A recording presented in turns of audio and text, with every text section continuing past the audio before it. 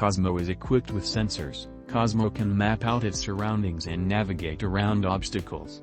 This feature allows it to roam, play, and explore without bumping into things.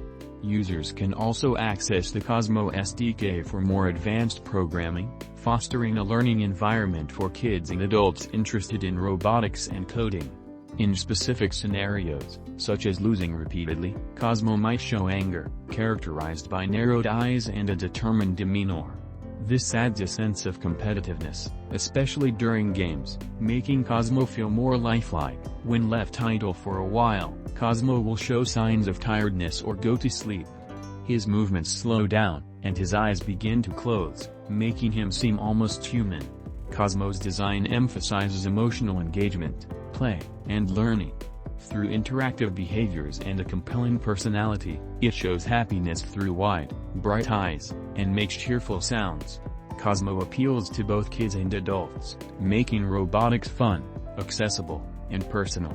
His emotions make him feel like a companion, while his features introduce users to the basics of AI and programming.